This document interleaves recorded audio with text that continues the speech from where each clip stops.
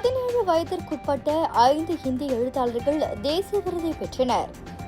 தமிழ் எழுத்தாளர்களின் படைப்புகளுக்கு தேசிய நூலகத்தின் உயரிய விருதான மலேசியாவின் சிறந்த நூல் விருதை 5 இந்திய எழுத்தாளர்களுக்கு வழங்கி கௌரவிக்கப்பட்டது.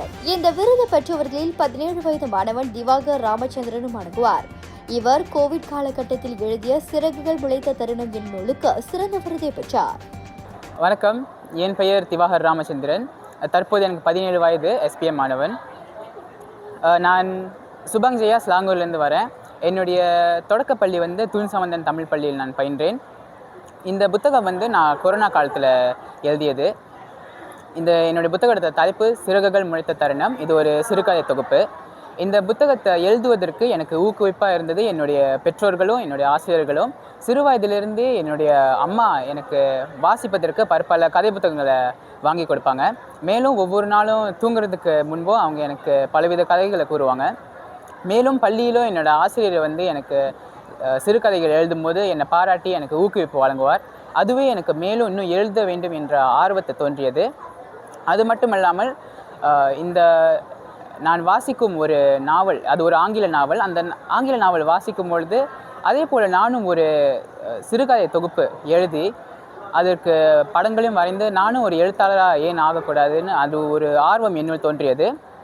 அதற்கு என்னுடைய அம்மாவும் பெரிதும் ஊக்குவிப்பு வழங்கினார்.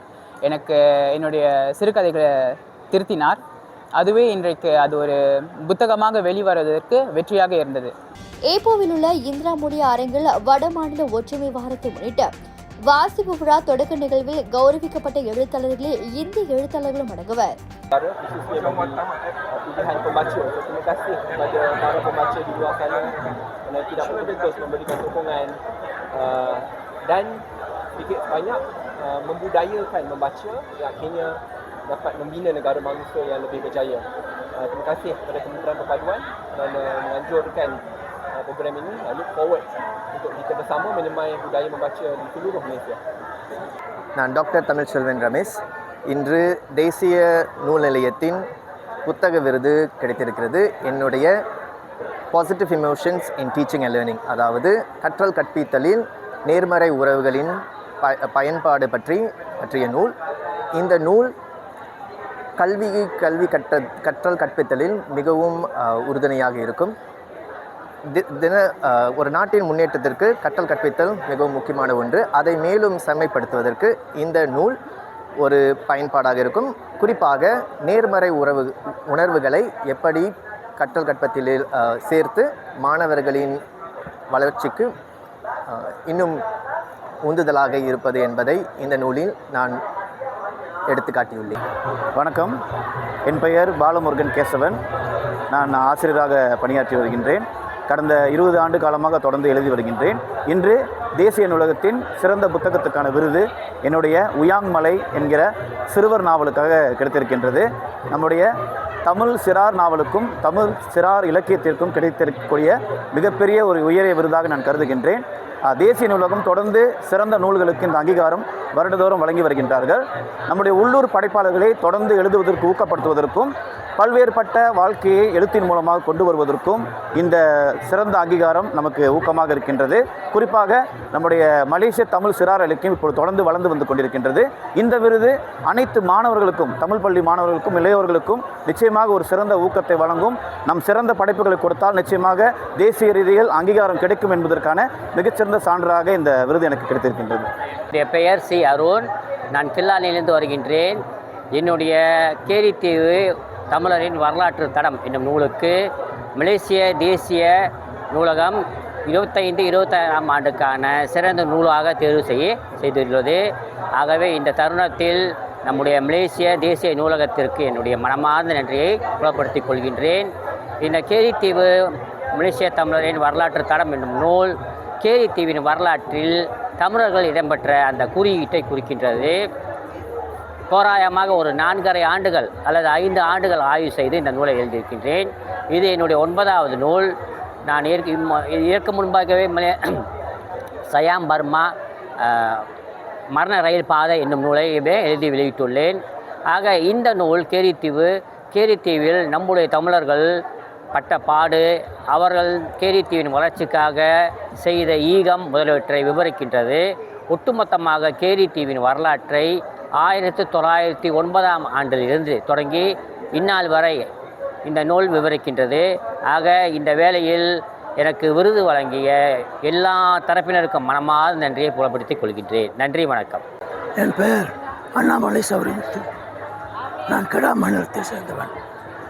கெடா மாநிலத்தில் 50 ஆண்டுகளுக்கு மேலாக எழுதி வருகின்றேன். என்னுடைய சஞ்சீவனை எனும் நாவல் தோட்டப்புற வாழ்க்கையை இரண்டாம் உலகப் போருக்கு முன்பும் அப்பொழுதும் பிறகும் நமது தமிழர்கள் என்னென்ன கஷ்டங்களை அனுபவித்தார்கள் என்பதை விளக்கி எழுதப்பட்ட ஒரு வரலாற்று நாவல். இதில் தொண்டர் படை, கள்ளுக்கடை மறியல் போன்ற பல வரலாற்று நிகழ்ச்சிகளை வர்ணித்து எழுதியிருக்கின்றேன். இந்த விருது எனக்கு கிடைத்ததில் மிக்க மகிழ்ச்சி. இந்த விருது ஏற்பாட்டு குழுவினருக்கு இந்த வேளையிலே நான் நன்றியறிதலை தெரிவித்துக் கொள்கின்றேன். நன்றி. Doctor Tamilselvan Ramesh, Diwakar Ramachandran, Balamurugan Kesavan, doctor S Arunachalam, Annamalai Savarimuthu ஆகியோர் கௌரவிக்கப்பட்ட எழுத்தாளர்கள். இவர்களின் அண்ணாமலை சவரிமுத்து எழுதிய சஞ்சீவனி எனும் நூல் விருது வழங்கி கௌரவிக்கப்பட்டது. 2ஆம் உலகப் போருக்கு முன்பும் ஜப்பானியர் ஆட்சியின் போதும் தோட்டப்புற பாட்டாளிகளின் வாழ்வாதாரத்தையும் இன்னல்கள் போராட்டங்களையும் படம் பிடித்து காட்டும் வரலாற்று நாவல் இது. இன்னைக்கு ஜோன் உத்தாறு அப்போ நம்ம ஈப்போல இந்த நாள் நடைபெற்றது. இன்றைக்கி அது மட்டும் இல்லாமல் 10 நிமிஷம் வாசிப்பு பழக்கம் மலேசியா நாடு தழுவில் மக்களுக்கு நம்ம என்ன ஊக்குவிக்கிறோன்னு சொன்னால், ஒரு நாளைக்கு ஒரு 10 நிமிடமாவது நம்ம வாசிப்பு பழக்கத்தை நம்ம கொண்டு வரணும். ஏன்னா வருகின்ற தலைமுறை நம்ம இந்த நவீன காலத்தில் வாசிப்பு பழக்கங்கள் அதிகமாக குறைஞ்சு கொண்டே போகுது. ஸோ அந்த அடிப்படையில் இந்த நாளை உலக அளவில் நம்ம தேசிய அளவில் வாசிப்பு தினத்தை நம்ம கொண்டாடும் பொழுது மக்களுக்கு என்ன நினைவூத்துறோன்னா, ஒரு 10 நிமிஷம் நம்ம வாசிக்கிறது ரொம்ப முக்கியமாக இருக்கிறது.